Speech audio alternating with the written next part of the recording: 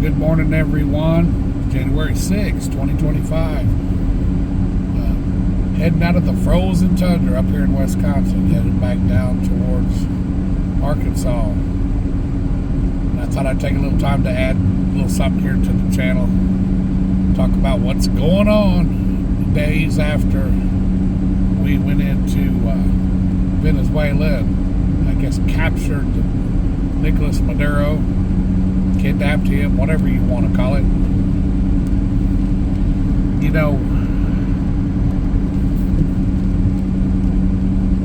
the headlines have moved on. Maduro's in New York. The airstrikes are over. The press conferences are done. But the real story is just beginning. Because what happened in Venezuela is part of something really bigger. Greenland, the Panama Canal, Canada, Venezuela, these aren't separate conversations. They're connected by one strategic logic that most analysts and people are missing. This isn't about one man in handcuffs. It's about securing resources, controlling the trade routes, and positioning for what comes next. The administration calls it national security. Others call it economic containment. But whatever you want to call it, the mechanics are the same. Control the supply lines, control the pricing systems, and deny competitors access. I'm going to try to walk you through this, through the economic logic behind what's unfolding across the Western Hemisphere. Not the politics, not the personalities, but the structural moves that are reshaping energy markets and global positioning. These things matter a lot right now. Oil reserves and who controls them, currency flows, and what systems price them, and China's expanding economic footprint in regions the United States considers strategic. I'm going to show you what's actually happening. South America as an economic battlefield. Here's what most coverage is missing. Venezuela didn't happen in isolation. It's one move in a continental economic contest that's been building for 2 decades. China, Latin American trade hit $518 billion in 2024. That's no falsehood. That's over $500 billion, and it's growing at roughly 30% annually. 20 years ago, China accounted for less than 2% of Latin American exports. Today, China is South America's largest trading partner. Brazil trades more with China than with the United States. So does Peru, so does Chile. Ecuador just now signed a free trade agreement with Beijing in 2024. Nicaragua did the same. 22 out of 33 Latin American and Caribbean nations have joined China's Belt and Road Initiative. This isn't just trade statistics. This is infrastructure. China now owns or operates major ports in Peru,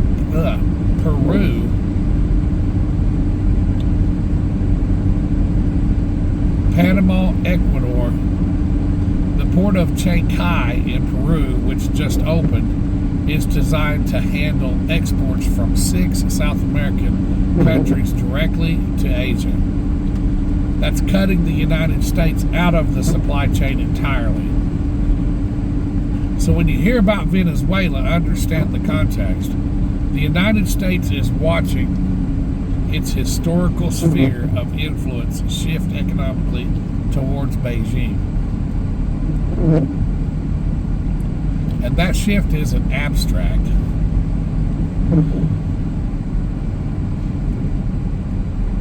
It's ports, railroads, energy contracts.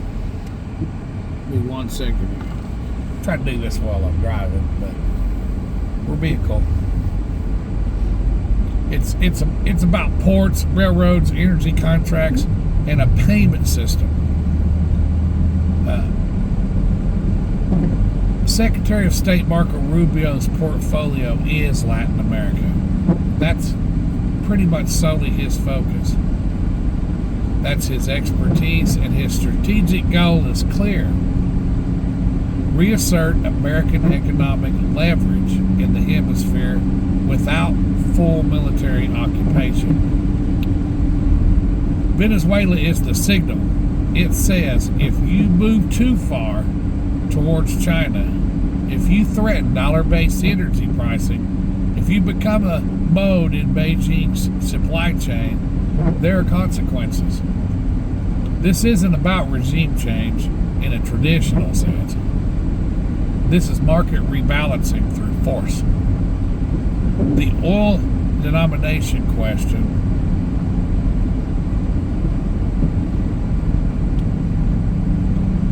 let's talk a little bit about what this is really about. It's not about volume of oil or oil domination. Venezuela has the largest proven oil reserves on earth, roughly 300 billion barrels. But production has collapsed. Their infrastructure's down. They haven't invested any money. The money's been embezzled, different things happening. So, the infrastructure is basically collapsed. Under Nicolas Maduro, output fell from 3 million barrels per day to less than 1 million. The infrastructure decayed. The investments stopped. Skilled workers fled the country. So if Venezuela isn't producing much oil, why does it matter strategically? It matters because it's not about current production, it's about future control. Here's the mechanics for about 50 years. Global oil has been priced in US dollars, the system called the petrodollar. Creates automatic demand for American currency. Every country that needs oil, they need dollars to buy it. That demand allows the United States to borrow cheaply, print money without immediate inflation consequences, and finance its debt at a lower interest rate than economic fundamentals would otherwise allow. But that system is fracturing. Saudi Arabia has refused to renew its exclusive dollar agreement. BRICS nations, Brazil, Russia, India, China, and South Africa have increasingly settling energy trades in local currencies or yuan. And Venezuela, according to multiple reports, was preparing to fully integrate its energy sector into China's cross-border interbank payment system and price its oil in a basket of currencies led by the yuan. If that had happened, China could buy Venezuelan oil without holding US dollars. If China doesn't need to hold dollars, US dollars, the demand for US dollars, the currency of the United States and the world currency, drops. If demand drops, the dollar value falls. If the dollar value falls, the cost of servicing American debt skyrockets. This is the problem. This is the threat. Not that Venezuela would sell 1 million barrels a day to China, but that Venezuela is sitting on 300 billion barrels would prove you can price oil outside the US dollar system and survive.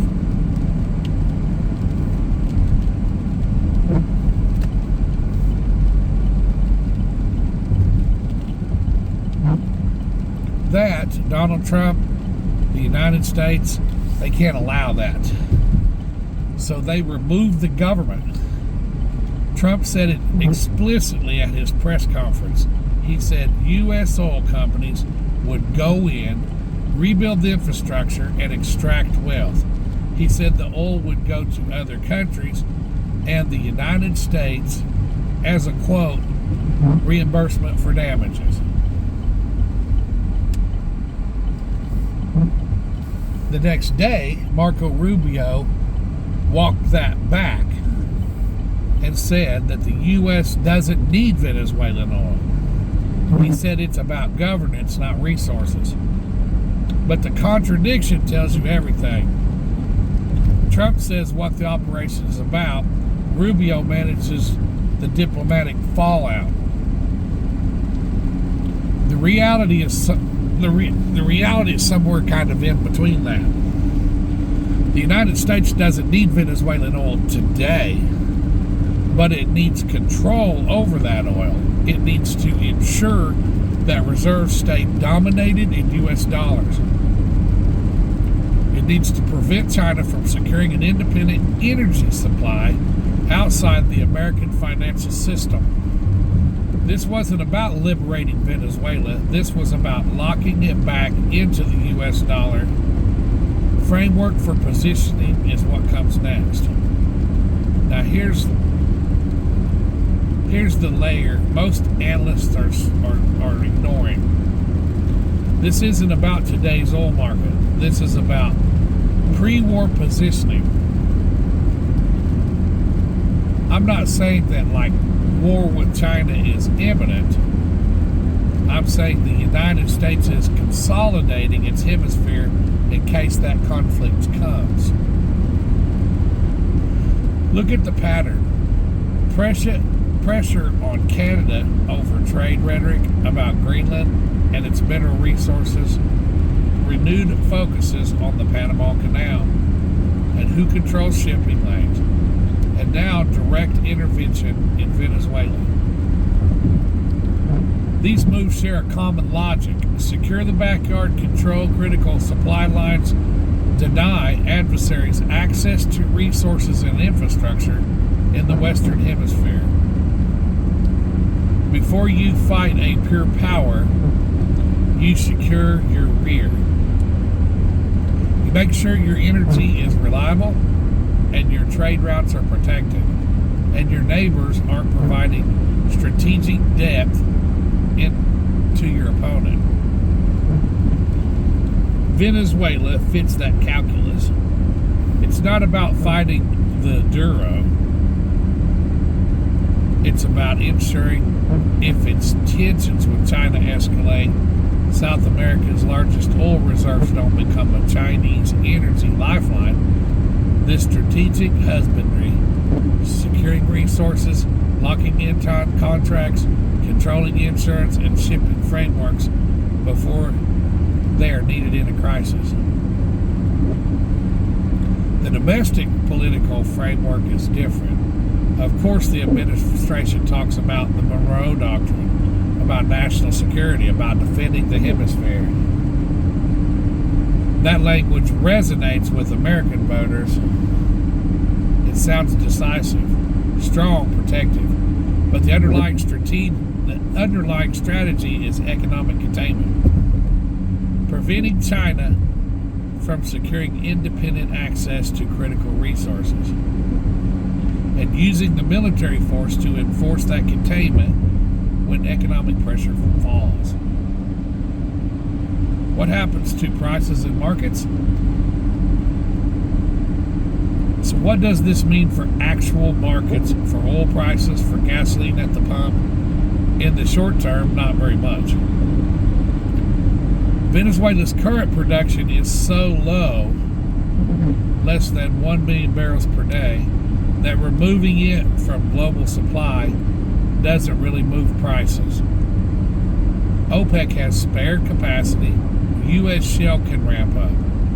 The market absorbs the disruption. But markets don't just read the current supply, they react to expectations. And the expectations here is that U.S. oil companies will eventually go into Venezuela, rebuild the infrastructure, and bring production back online. If that happens, Venezuela's output returns to 3 million barrels per day in the next decade. That's significant. That's a significant additional supply of heavy crude compatible with Gulf Coast refineries. And they're priced in dollars. Energy stocks have already started pricing in that scenario. Expectations of contract resets, sanctions, easy sanctions for select operators, preferential access for American firms. But here's the risk. Rebuilding the Venezuelan oil infrastructure will take years and tens of billions of dollars. And it also requires political stability. If Venezuela descends into internal conflict, which I feel like it will, if that transition government lacks legitimacy, if resistance movements disrupt the operations, none of that investment happens. So the markets are betting on the best case scenario. Smooth transition, a cooperative government, rapid infrastructure rebuilding. That's optimistic for consumers. Gasoline prices won't drop immediately. Retail prices lag crude markets by weeks, maybe even months, and regional impacts vary. The Gulf Coast refineries benefit first. Other regions see smaller effects. The psychological impact might be bigger than the economic one. The perception of energy security, of American control over supply, of reduced dependencies on Middle Eastern oil, that perception shapes policy debates and it shapes the policy debates and voter sentiment. Even if the actual price change is minimal, Europe and financial pressure, that's where we need to look next. Let's talk about Europe's role.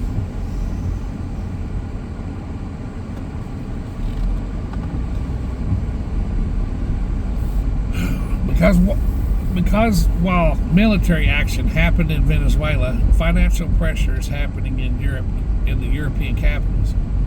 European governments have been frozen, or they have frozen, Venezuelan government assets. Banks have been told to scrutinize transactions. Insurers are reviewing coverage for Venezuelan-linked shipping. This creates choke points that go beyond military operation. If you can't insure a tanker, you can't move oil. If you can't clear payments through European banks, you can't settle your contracts. If your assets are frozen in London and Frankfurt, you lose liquidity. This is how modern economic warfare works.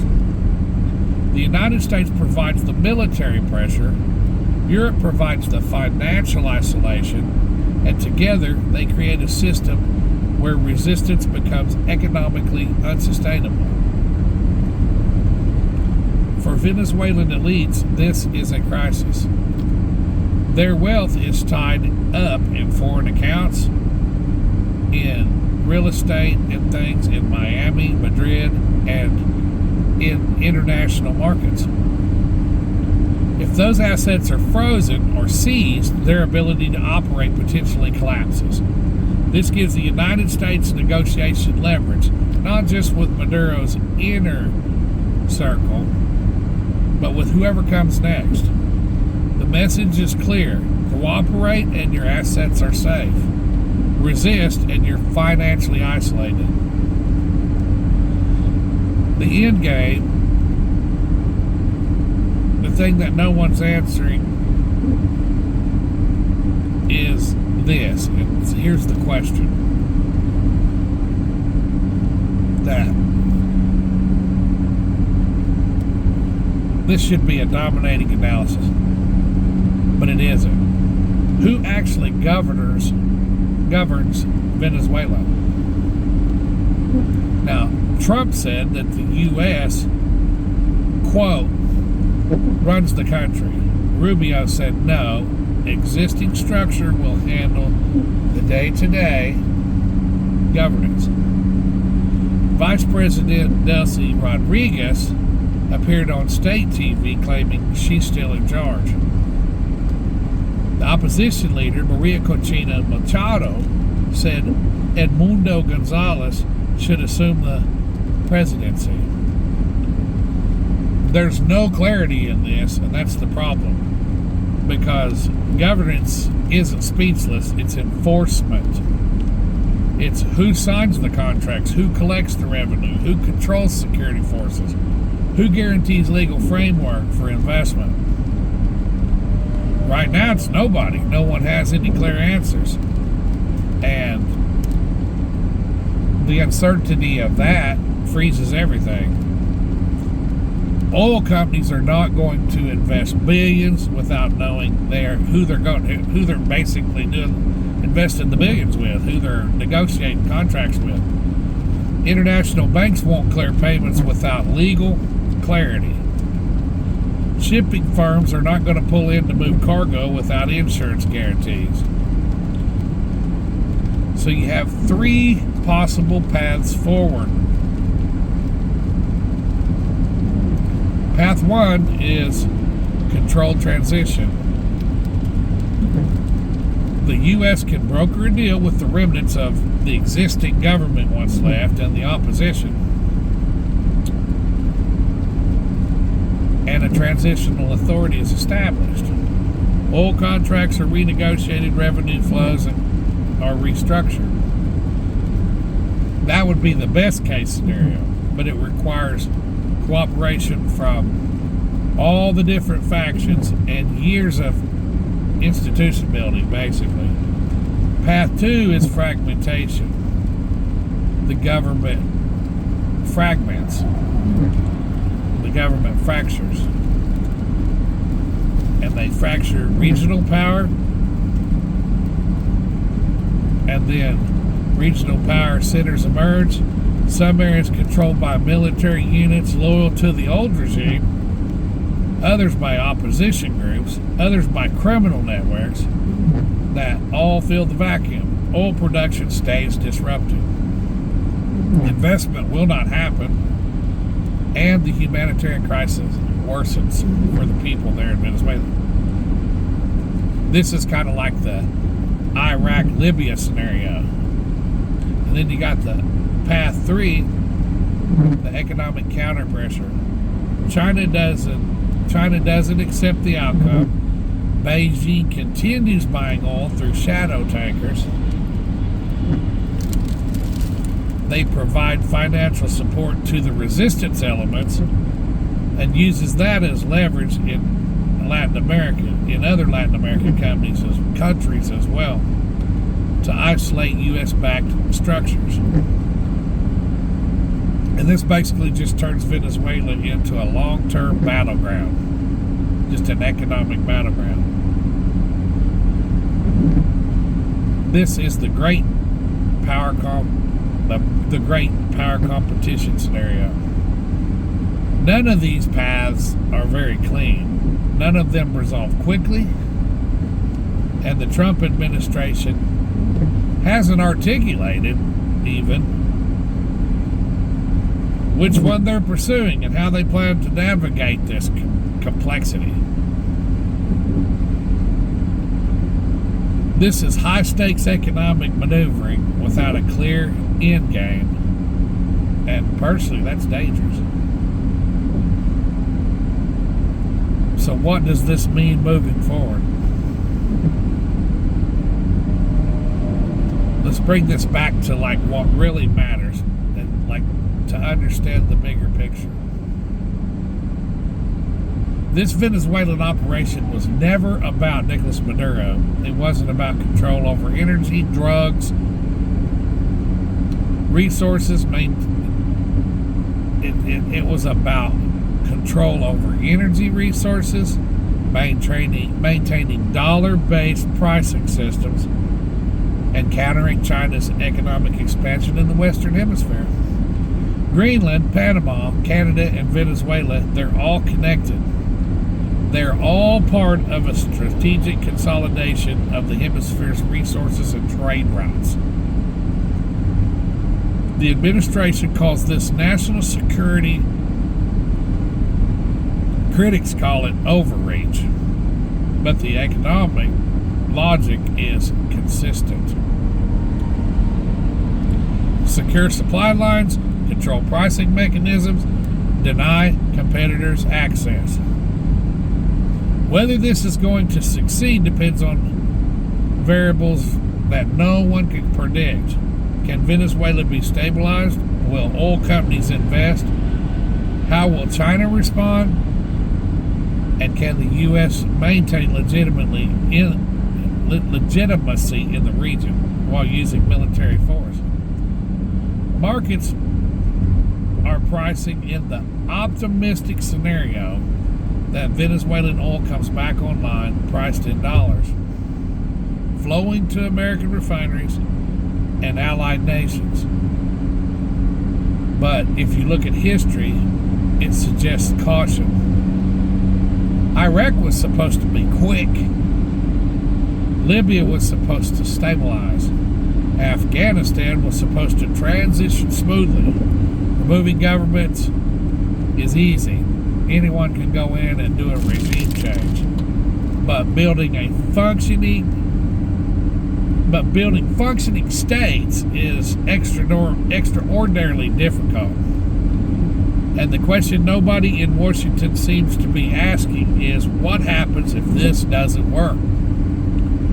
What happens if Venezuela fragments? If oil production stays disrupted? If China doubles down on alternative supply chains? If other Latin American nations decide the risk of working with the United States is too high? Those are the questions that will determine whether this operation was a strategic success or an expensive mistake. And I mean, we're a few days into this, so right now it's a little bit too early in the process to know.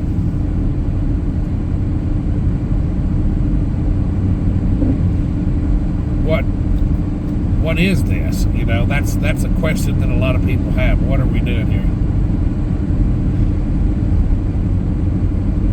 The economic contest for South America it's not any longer background noise. It's front and center. And the stakes are oil dollars and global positioning.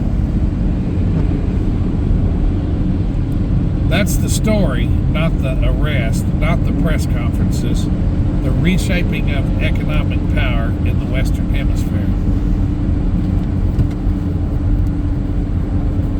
I don't know what y'all think about that, but I've kind of laid it out on my opinion of kind of what's going on there and the research that I've done.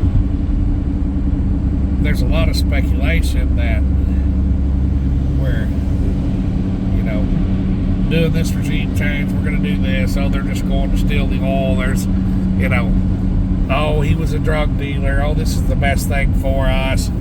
I have opinions about all this. I don't see that a man that run on a platform and he believes what he says, and his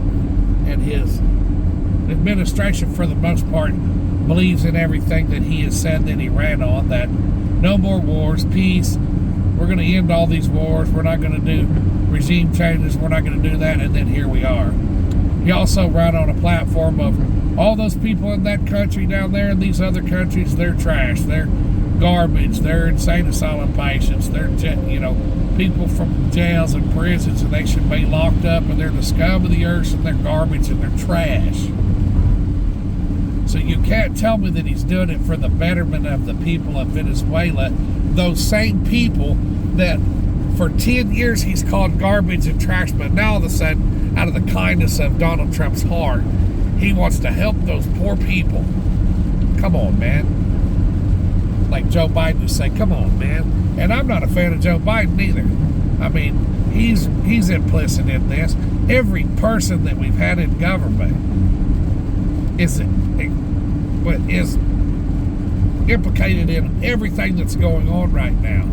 The decline of the dollar, pushing these other countries into the arms of our enemies, basically, with everything they do, every trade policy, everything. And then if you look forward, if we're so concerned about mass migration, when you destabilize a country, what do you think happens when these military groups rise up? Because they're not just going to lay down. The generals that are in control over this particular oil port, this general's controlling this port where food comes in and out, this general's controlling, the water grid, this one's controlling the refineries, this one's controlling the food, this one's controlling the grocery sector, this one's controlling the pharmaceutical sector. Venezuela has more generals with people working under them, and they're just basically governing over everything in the whole Venezuelan economy and how everything works. There's a general appointed for every sector, and they have people under them, and they're proud, and they're all part of the Maduro regime. Where do you stop? If you take the president, which we did, he's gone. Whether he was a legitimate president or not, whether he cheated the election or not, he was the guy sitting in that place doing that job, and we pulled him out. Now we got a vice president, we got security forces, you got the minister over the military, you got all these other people in place. Where do we go from here? Do we got to go back in there and take them out? Now we're going to go in and we're going to set up a bunch of infrastructure, and we're going to fix these refineries, and the U.S. oil companies are going to come in there. They're not going to come in there without security guarantees that everything they're trying to do, the infrastructure they're building, is not going to be destroyed every night as they make progress on it by these Chavistas and these collectivos and these generals, minions, military people that are going, no, our country's not for sale. You're not taking our resources. You're not taking my job where I benefit from being the general of this oil sector or this food sector, or distributing food and water and things to the people. This is my job, and you're not taking over it. So they're going to sabotage that. We'll go further than that. What about all of the paramilitary groups that are going to come in and try to form a coup now that the United States has fractured the government and try to take over the whole country and make it a military country, and they all run it? There's going to be fighting, instability, and all of this. And you don't want 8 million people coming to the southern border, and you got it closed down, and you don't want these people in the United States because you think they're so terrible. But what do you think you just did? You created a situation where you're going to have mass migration. Colombia, Ecuador, Chile, all these other places are going, man, what's going on here? Because, the last time all these things happened, 8 million people left Venezuela. And we're not set up to handle 8 million people, man. We can't take that many people. Our infrastructure's not designed to take on all these refugees.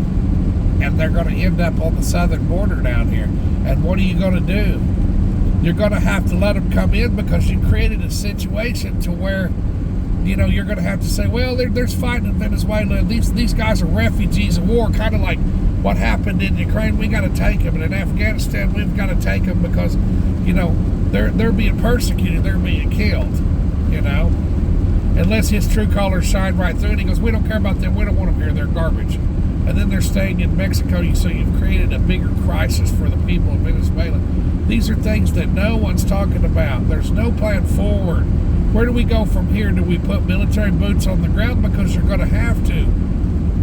You can't secure the oil, secure the infrastructure, rebuild it, and do all that when every day you're fighting with the Chavistas and the collectivos and the people that are all about Maduro, because there's a lot of people in Venezuela that still are. the collectivos amount to about 300,000 people. It's not like Colombia went in there and got rid of the FARC and there was 14,000 of them. This is 300,000. This is boots on the ground. This is guarantees, like security guarantees for the people in there trying to rebuild everything where you can ramp up your oil production. And no one's seeing this, they're just seeing these dollar signs.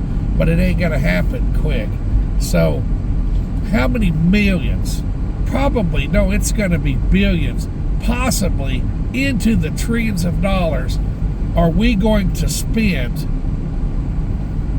to create a presence and security in Venezuela so that people can go after what we're trying to secure, so that we can secure this oil, secure it to where it stays being sold in US dollars so that our currency doesn't devalue. I mean, is it really all that worth it? I mean, what are we doing here? How's it going to benefit us, and did it make things worse? Now, you're going to hear a lot of people go, well, Maduro's a bad guy. 100% Maduro's a bad guy. People have suffered under Nicolas Maduro forever, and they're happy that he's gone. But I don't think they've thought forward what happens.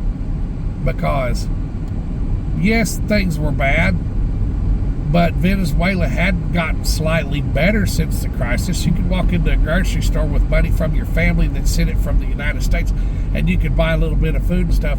Right now, the shelves are empty. People have cleaned them out.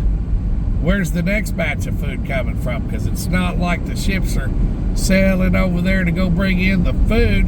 Hell, half the people are scared to even be out there. They'll get bombed and accused of moving drugs or something, So, you've created another crisis, and there's going to be instability and people fighting for food and fighting for services, and these military groups shooting in the street. People are going to get scared. They're going to go, screw this, I'm out of here, dude. I'm fleeing from here.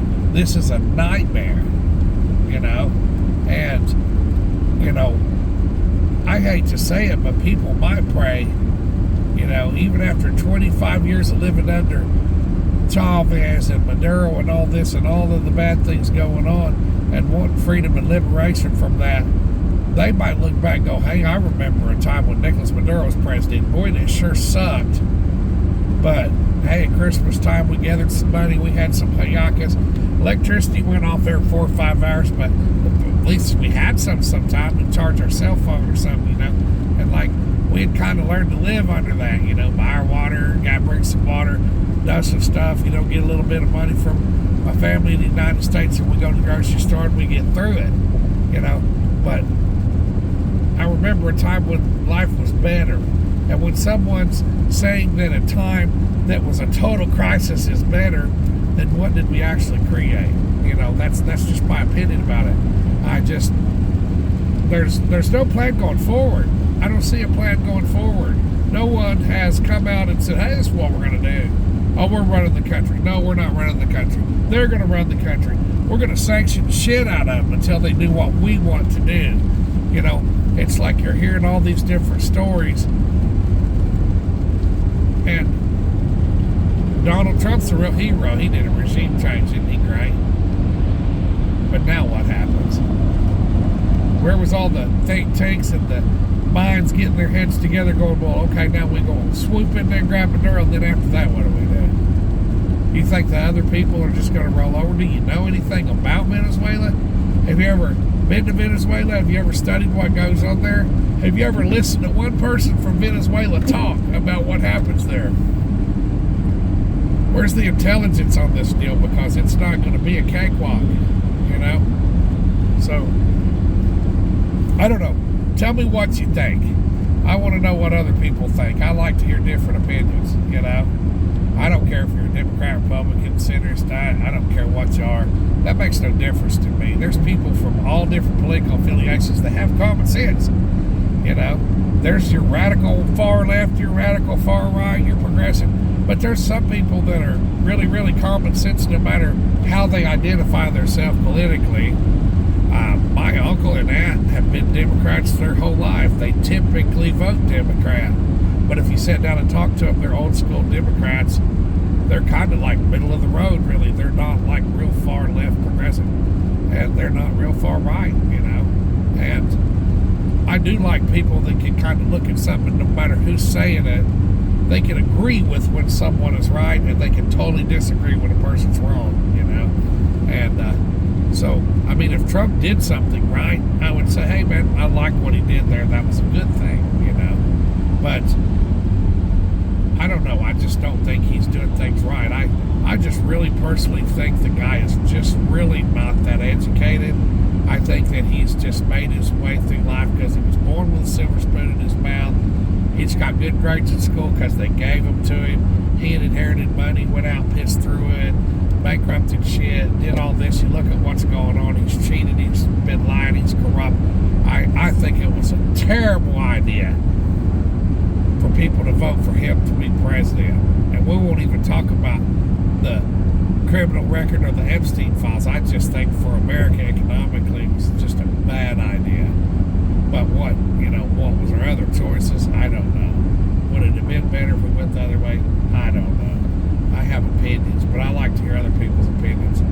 Like, share, comment. If you like what I have to say, you enjoy a little bit of news from the road, subscribe. I'd appreciate it. I'm working every day. I'm making my money. I don't need the channel to go viral to get by. I'll have a chicken in a pot and a car in the garage. It's not going to matter. So, I work hard and I take care of things. But I would, I guess the more places I get out, the more people hear what I got to say. And I think I've got a good message. So if you think so, like and subscribe, share. I appreciate it. Y'all have a good day. I'm easing on down the road here. Try to make some more content for you. I'm going to try to build this channel, and I appreciate all your help. Love y'all. God bless.